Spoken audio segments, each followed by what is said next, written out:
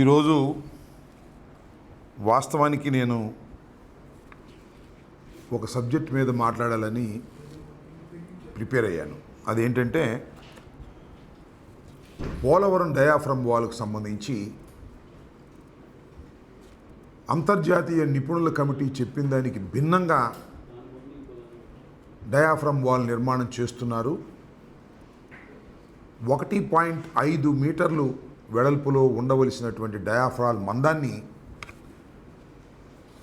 0.9 కుదించి చంద్రబాబు నాయుడు గారి ప్రభుత్వం బావర్ కంపెనీ చేస్తూ ఒక దోపిడీకి పాల్పడుతున్నారనే దాని మీద చాలా వివరంగా మాట్లాడాలని అనుకున్నాను. కానీ హఠాత్ పరిణామం కొమ్మినేని శ్రీనివాస్ గారిని అరెస్ట్ చేయడంతో అది పక్కన పెట్టి ఈ అరెస్ట్ పట్ల మాట్లాడవలసిన అనివార్యమైన పరిస్థితిని ఈ ప్రభుత్వం తీసుకొచ్చింది. This is called diversion politics. ఉన్నటువంటి లైవ్లో ఉన్నటువంటి అంశాలను పక్కకు పెట్టి మొత్తం డైవర్ట్ చేసి దృష్టిని మరల్చేటటువంటి కార్యక్రమంలో ఇవాళ తెలుగుదేశం పార్టీ, తెలుగుదేశం ప్రభుత్వం ఉందని చెప్పడానికి ఇది ఒక తాజా ఉదాహరణ. టోటల్గా రాష్ట్రంలో సంవత్సరం పాటు పరిపాలన చేసినటువంటి ఈ ప్రభుత్వం అన్ని రంగాల్లో ఫెయిల్ అయిపోయింది. ఆ రంగాల గురించి మాట్లాడవలసినటువంటి పరిస్థితి వస్తుందనేటువంటి ఉద్దేశంతో లేని విషయాన్ని ఉన్నట్టుగా చేసి, ఆ విషయాన్ని పెద్దదిగా చేసి, అది ఒక ప్రజా ఉద్యమంలాగా తీర్చిదిద్దేటటువంటి కార్యక్రమంలో ఇవాళ నారా చంద్రబాబు నాయుడు గారు, వారి ప్రభుత్వం, వారి పార్టీ, వారికి ఉన్నటువంటి మీడియా ఛానళ్ళు పనిచేయటం చాలా దురదృష్టకరమని ఈ సందర్భంగా నేను చెప్పదలుచుకున్నాను. ఇవాళ ఉదయం కొమ్మినేని శ్రీనివాస్ గారిని, ఒక సీనియర్ జర్నలిస్టుని, సాక్షిలో లైవ్ షో కండక్ట్ చేస్తున్నటువంటి కొమ్మినేని శ్రీనివాస్ గారిని ఇంటికి వెళ్ళి అరెస్ట్ చేశారు. ఇది ఒక అక్రమమైనటువంటి అరెస్టు అనేది మేము చెప్పాం. నిశితంగా పరిశీలిస్తే అది అక్రమమైనటువంటి అరెస్టే అవుతుంది. కొమ్మినేని శ్రీనివాస్ గారి గురించి 2 మాటలు ఇక్కడ నేను చెప్పాలి. Is a most senior journalist. ఇందాక చెప్పినట్టుగా మన సజ్జల రామకృష్ణారెడ్డి గారు ఈనాడులో పనిచేశారు, ఆంధ్రజ్యోతిలో పనిచేశారు, ఈ టీవీ ఛానల్స్ వచ్చిన తర్వాత TV5లో పనిచేశారు, ఎన్టీవీలో పనిచేశారు. ఎన్టీవీలో పనిచేసినప్పుడు కొమ్మినేని శ్రీనివాస్ గారు చంద్రబాబు నాయుడు గారికి వ్యతిరేకంగా మాట్లాడుతున్నారని, అంటే వ్యతిరేకం అంటే ఆయన చంద్రబాబు నాయుడు గారికి అనుకూలంగా మాట్లాడటం, ఆయన ప్రభుత్వంలో ఉన్నప్పుడు వాళ్ళు చేస్తున్నటువంటి తప్పుల్ని ఖండించేటటువంటి కార్యక్రమం చేస్తున్నాడనేటువంటి ఉద్దేశంతో ఎన్టీవీ మీద ఒత్తిడి తీసుకొచ్చి ఆయన లైవ్ షోని ఆపేశారు. ఆయన్ని దాని నుంచి తీసేస్తేనే మీ ఛానల్ని, ఎన్టీవీ ఛానల్ ఆంధ్రప్రదేశ్లో చూపిస్తాము అనేటువంటి పద్ధతుల్లో చంద్రబాబు నాయుడు గారు ప్రభుత్వం మొత్తం ఏకమై ఆ ఛానల్ మీద ఒత్తిడి తీసుకొస్తే గత్యంతరం లేని పరిస్థితుల్లో కొమ్మినేని శ్రీనివాస్ గారు ఆ ఛానల్ నుంచి బయటకు వచ్చారు. బయటకు వచ్చిన తర్వాత మళ్ళీ సాక్షిలో చేరి ఆయన లైవ్ షో కండక్ట్ చేస్తున్నారు. ఇవాళ కొత్తగా లైవ్ షో కండక్ట్ చేయట్లేదు. ఆయన TV5లో, ఎన్టీవీలో, సాక్షిలో లైవ్ షోలు కండక్ట్ చేస్తూ వచ్చినటువంటి వ్యక్తి. ఎక్కడ తప్పు చేయలేదు ఇంతవరకు నాకు తెలిసి. మాకు వ్యతిరేకంగా కూడా చాలా న్యూస్లు రాశారు. రాజశేఖర రెడ్డి గారు ముఖ్యమంత్రిగా ఉన్న సమయంలో ఆంధ్రజ్యోతిలో ఉండి అయినా మాట్లాడుతూ ఉండేవాళ్ళు. ఆయన ఆర్గ్యూ చేసేవాడు, నేను చేసింది కరెక్టు, ఉన్న వాస్తవాన్ని నేను చెప్పాను, దానికి మీకు బాధ కలిగితే మేమేం చేస్తామని చాలా సందర్భాల్లో అన్నాడని కూడా నాతోనే స్వయంగా రాజశేఖర రెడ్డి గారు ముఖ్యమంత్రిగా ఉన్నప్పుడు CLP ఆఫీస్ దగ్గర అనేక సందర్భాల్లో మేము మాట్లాడుకున్నాం. అలాంటి సిన్సియర్గా పనిచేసేటటువంటి కొమ్మినేని శ్రీనివాస్ గారి మీద నారా చంద్రబాబు నాయుడు గారు కక్ష పూనారు. కక్ష అంటే సింపుల్, మనం చూసాం కదా. సత్యనపల్లిలో ఒక CI గారు, మా సామాజిక వర్గమై మమ్ముల్నే తిడతారా, అది పాయింట్ ఇక్కడ.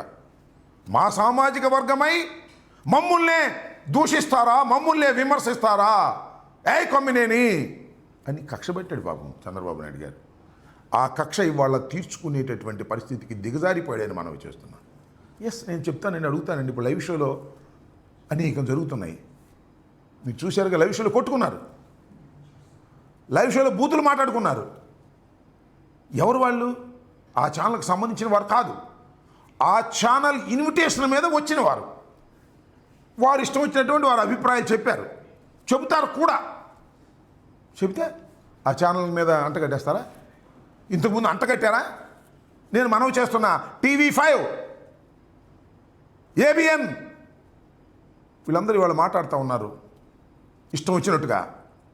కొమ్మినేని శ్రీనివాస్ గురించి మాట్లాడుతూ ఉన్నాడు, తోటి జర్నలిస్టే. రే కొమ్మినేని, ఏంది ఇది? నాకు అర్థం కాలే. ఇవాళ ఒక ఆరోపణ చేశారు మీరు, ఇష్టం వచ్చినట్టుగా బూతు లైవ్లో మాట్లాడుతున్నారు. కుక్క బిస్కెట్లు వేస్తేనంట మాట్లాడుతున్నారంట. నువ్వే కుక్క బిస్కెట్లు తిని మాట్లాడుతున్నావు నువ్వు ఇవాళ? ఆ ABNలో, ఆ TV5లో మీరైతే మాట్లాడొచ్చు.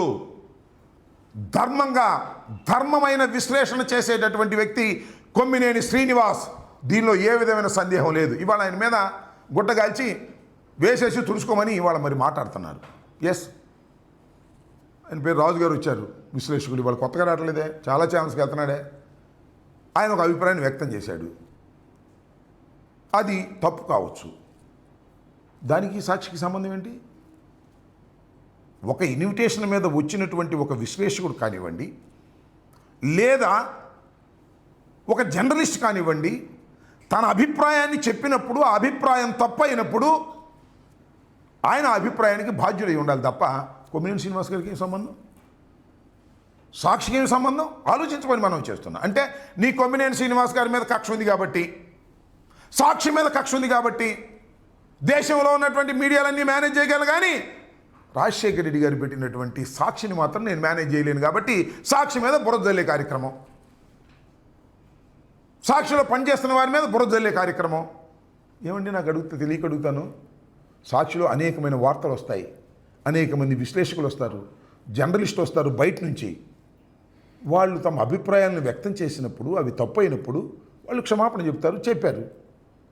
దాన్ని కొమ్మినేని శ్రీనివాస్ గారికి చుట్టి, ఆ తర్వాత భారతమ్మ గారికి చుట్టి, ఆ తర్వాత జగన్మోహన్ రెడ్డి గారికి చుట్టి, చంద్రబాబు నాయుడు గారు అంట ట్వీట్ చేశాడు, జగన్మోహన్ రెడ్డి గారికి క్షమాపణ చెప్పాలంట. అది నీ కక్ష అంతా జగన్మోహన్ రెడ్డి గారి మీద. అమరావతి మీద ప్రేమ కాదు, అమరావతిని దోచుకునే కార్యక్రమం చేస్తున్నావు నువ్వు. దీన్ని అడ్డం పెట్టుకొని, షీల్డ్ అడ్డం పెట్టుకొని అమరావతిని ఏదో అన్నారు, అమరావతి మహిళలను అన్నారు, అమ్మలను అన్నారు, తమ్ముళ్ళని అన్నారు, చెల్లెళ్ళని అన్నారు, అక్కలను అన్నారు. బాగుంది ఎమోషన్. ఈ ఎమోషన్ తీసుకొచ్చి 4 రోజులు నడిపి సాక్షి మీద, జగన్మోహన్ రెడ్డి గారి మీద, వైఎస్ఆర్ కాంగ్రెస్ పార్టీ మీద బురద జల్లేటటువంటి కార్యక్రమాలు చేస్తున్నారు. ఇది చాలా దారుణమైనటువంటి అంశమని కూడా ఈ సందర్భంగా నేను మనవి చేస్తున్నాను. వాళ్ళందరూ చెప్తున్నారు. ఎవరు వీళ్ళందరూ? కొత్తగా పుట్టుకొచ్చిన వాళ్ళు ఏం కాదు. ఆ TV5, ఆ ABN వీళ్ళే దానిలో పనిచేసేవాళ్ళు. మా దగ్గర పనిచేసేవాళ్ళు అంటే కుక్క బిస్కెట్లు అంట, వీళ్ళు పనిచేసేవాళ్ళు నక్క బిస్కెట్లు తింటున్నారా? నాకు అర్థం కాలేదు. మీ ఇష్టం వచ్చినట్టు మాట్లాడే కార్యక్రమం చేస్తున్నారు, లైవ్లో ఇష్టం వచ్చినట్టు బూతులు ఇచ్చే కార్యక్రమం చేస్తున్నారు. చాలా దుర్మార్గం అని మనం చేస్తాం. చాలా ఇంతకుముందు నేను మనవి చేస్తాను. నేను కూడా ఇక చూడండి, భారతమ్మ గారి మీద ఏ విధంగా దుష్ప్రచారం చేసేటటువంటి కార్యక్రమాలు ఇంతకుముందు నడిపారు. దీనికి సమాధానం లేదు. దీని మీద నో యాక్షన్. జగన్ గారి మీద ఈ విధంగా నో యాక్షన్, మా మీద చేస్తే నో యాక్షన్. TV5 అంటే ఈయనెవరు? ఇట్లా చాలా ఇంతకుముందు కూడా నేను చాలా సందర్భాల్లో చెప్పాను. ఈ రకంగా మా మీద క్షణం కూడా ఖాళీ లేకోకుండా దాడులు చేస్తారు మీడియా ద్వారా. నేను స్వయంగా వెళ్ళి కిరా కార్పి, సీమరాజు, వాళ్ళు ఏం మాట్లాడుతున్నారు చూశారా మీరు? ఎన్ని బూతులు మాట్లాడతారు. నేను పోయిన మాసం వెళ్ళి నేను కంప్లైంట్ ఇచ్చా, నో యాక్షన్ టిల్ నౌ. కానీ శాటిలైట్ ఛానల్లో, జగన్మోహన్ రెడ్డి గారికి సంబంధించిన ఛానల్లో, డాక్టర్ వైఎస్ రాజశేఖర రెడ్డి గారు పట్టుదలగా ప్రారంభించినటువంటి ఛానల్లో ఏమీ జరగకపోయినా ఆఘ మేఘాల మీద వెళ్ళిపోయి కొమ్మినేని శ్రీనివాస్ గారు ఇంటూ వంటిని పట్టుకొచ్చారు. ఏమిటి దారుణం అంటున్నా? అంటే మీరు ఏ మార్గం చూపిస్తున్నారు? అంటే ప్రభుత్వం దలుచుకుంటే ఏ టీవీలో పనిచేసే యాంకర్ అయినా సరే, ఎవరైనా విశ్లేషకుడు మాట్లాడితే అది అతని మీద రుద్ది వాళ్ళని తీసుకొచ్చి అరెస్ట్ చేసి కోర్టులో ప్రొడ్యూస్ చేయవచ్చుననేటువంటి ఒక కొత్త రకమైన సాంప్రదాయాన్ని తీసుకొస్తున్నారుగా మీరు. ఇది సమాజానికి ప్రమాదం కాదా? ఇది రైట్ అవుతుందా మీడియాకి? మీడియాకి కొంత స్వేచ్ఛ ఉంటుంది. స్వేచ్ఛ ఉంటుంది కదా అని చెప్పి ఇష్టం వచ్చినట్టు మాట్లాడటానికి అంగీకరించకపోవచ్చు. ఏం కేసులు పెట్టారని దానిలో SC ST case Kommineni Srinivas గారు బెయిల్ రాకోకుండా ఏం చేయాలి, కొన్నాళ్ళు అట్టి పెట్టాలి అని బెయిల్ రాకోకుండా ఉండేందుకు వీలైనటువంటి సెక్షన్స్ అన్నీ పెట్టి అరెస్ట్ చేసి తీసుకొచ్చి సాయంత్రం కోర్టులో ప్రొడ్యూస్ చేస్తారు. సాయంత్రం రేపు పొద్దున వాళ్ళ ఇష్టం. ఇదంతా ఒక ఆర్గనైజ్డ్గా ముందు మన లోకేష్ గారు ట్వీట్ చేస్తాడు, ఆ తర్వాత చంద్రబాబు నాయుడు గారు ట్వీట్ చేస్తారు, ఆ తర్వాత మన ఉప ముఖ్యమంత్రి గారు ట్వీట్ చేస్తారు. ఇది అన్యాయం, అక్రమం, దీన్ని సహించం అని ఒక రకమైన వాతావరణాన్ని, కృత్రిమ వాతావరణాన్ని క్రియేట్ చేస్తారు. ఇది చాలా సీరియస్ ఇష్యూ ఇవాళ రాష్ట్రంలో, ఇంకొక ఇష్యూనే లేదు అనేంత స్థాయిలో ఈనాడు, ఆంధ్రజ్యోతి ఈ పత్రికలన్నీ ముందు రాస్తాయి. వాళ్ళకు ఉన్నటువంటి చిన్న చిన్న ఛానల్స్ గుప్పిస్తూ ఉంటాయి, ఇష్టం వచ్చినట్టుగా గుప్పించి ఇంతకు తప్ప ఈ రాష్ట్రంలో మరొక సమస్యే లేదు, తక్షణమే కొమ్మినేని శ్రీనివాస్ అనే ఉగ్రవాదిని అరెస్ట్ చేయడం తప్ప మార్గం లేదు అనేటువంటి వాతావరణాన్ని కృత్రిమంగా తీసుకొచ్చేస్తారు. కృత్రిమంగా తీసుకొచ్చేసి అరెస్ట్ చేసేస్తారు, కోర్టులో ప్రొడ్యూస్ చేస్తారు, బెయిల్ రాకుండా కింద మీద పెడతారు, భయపెట్టేస్తారు. భయపడిపోయి పారిపోవాలి ఎవడైనా సరే. సాక్షి ఛానల్ మీద కూడా కక్ష మీకు. ఆ ఛానల్ని ఏ విధంగా ఆపాలని అనేక సార్లు ఇంతకుముందు ప్రయత్నాలు చేశారు. చంద్రబాబు నాయుడు కాంగ్రెస్ కలిసి కుట్రలు పడ్డాయి, కేసులు పెట్టారు. అయినా సాక్షి జడవకోకుండా ముందుకు జరుగుతూ ఉంది. రాజశేఖర రెడ్డి గారు చనిపోయిన తర్వాత, జగన్మోహన్ రెడ్డి గారు రాజకీయాల్లో నిమగ్నమైపోయిన తర్వాత, జగన్మోహన్ రెడ్డి గారి సతీమణి భారతమ్మ గారు దాన్ని ఆర్గనైజ్ చేసుకుంటున్నారు. భారతమ్మ గారు మీద పడతారు, భారతమ్మ క్షమాపణ చెప్పాలంటారు, జగన్మోహన్ రెడ్డి గారు క్షమాపణ చెప్పాలంటే సాక్షాత్తు చంద్రబాబు నాయుడు గారు అంటున్నాడు క్షమాపణ చెప్పాలని. కొన్ని వందల డిబేట్లు జరుగుతూ ఉంటాయి ప్రతి ఛానల్లో కూడా. ఆ వందల డిబేట్లు జరుగుతూ ఉన్నప్పుడు డిబేట్కు ఆహ్వానించబడినటువంటి ఒక విశ్లేషకుడో లేకపోతే మరొకరో మాట్లాడుకుంటేనో, కొట్టుకుంటేనో, చెప్పులతో లేకపోతే తోసుకుంటేనో, వాళ్ళ ఇష్టం వచ్చిన బూతులు తిట్టుకుంటేనో ఆ ఛానల్ని బలి చేస్తారా? అలా బలి చేసేటటువంటి ఒక సాంప్రదాయాన్ని మీరు తీసుకొచ్చారు కదా, కాసుకోండి. ఇక మనం చేస్తున్నా సాక్షి మీదకి వెళ్ళి దాడి చేస్తారా? ఓ 10 మంది లేడీస్ని తీసుకెళ్ళి సాక్షి మీదకి వెళ్ళి కోడిగుడ్లు వేసే కార్యక్రమం. ఇలాంటివన్నీ కూడా సమాజంలో మీరు ఎక్కడికి పోతున్నారో ఆలోచించుకోవాల్సిన అవసరం ఉందని మనం ఎప్పుడు. మీ రోజులు కావివి, రోజులు మారతాయి. అనేక మంది ఛానల్స్లో పెట్టి, మీరు యూట్యూబ్ ఛానల్స్ పెట్టి ఆ కిరా కార్పీని, ఆ సీమరాజుని పెట్టి తిట్టిస్తున్నారు. వాళ్ళ మీద కంప్లైంట్స్ ఇస్తేనేమో పోలీసు వారు కేసు రిజిస్టర్ చేస్తే ఊరుకోరు లోకేష్ గారు. ఏమిటి అన్యాయం అంటున్నా?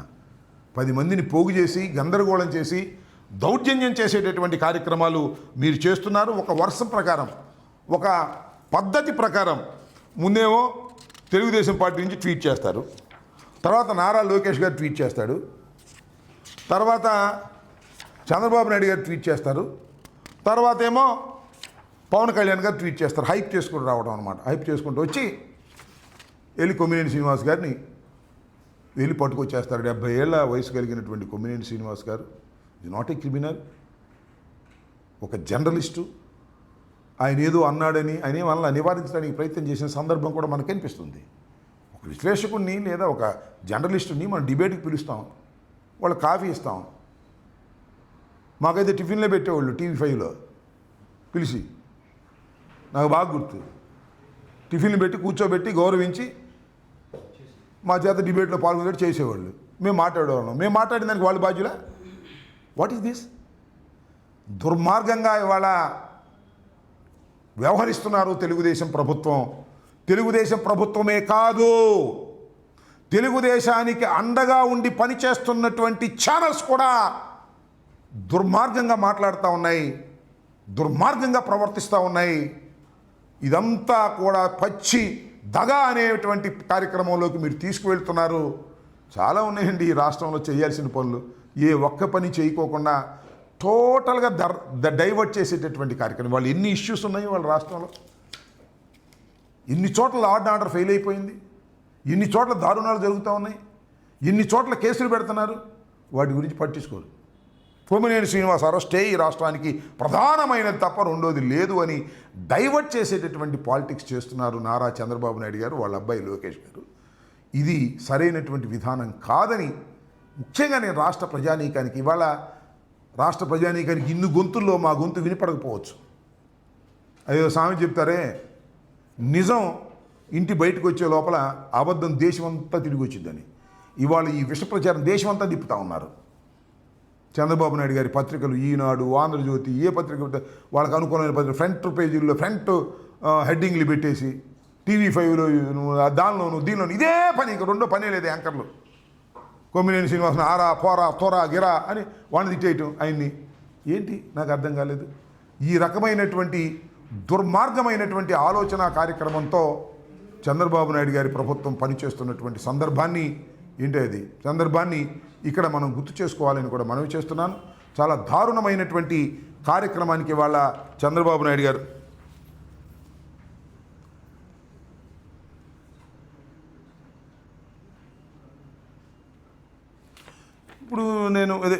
ఇప్పుడు మనం ఇందాక చెప్పాను కదా, సాక్షి ఆఫీసు మీద మీరు దాడి చేస్తారు. సాక్షి ఆఫీసు మీదకు వెళ్ళి ఎవరు బాధ్యత కలిగినటువంటి తెలుగుదేశం నాయకులు సాక్షి ఆఫీసు మీదకు వెళ్తారు. సాక్షి ఆఫీసు మీదకు వెళ్ళి దాడి చేసే కార్యక్రమం చేస్తారు. చూడండి, సాక్షి ఆఫీసు మీదకి కనిపిస్తుందా?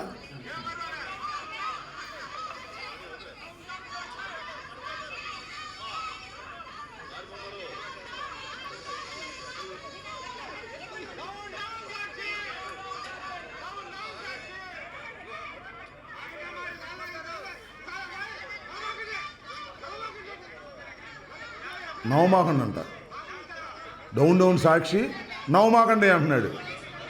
అంటే పోగేసుకొచ్చారు.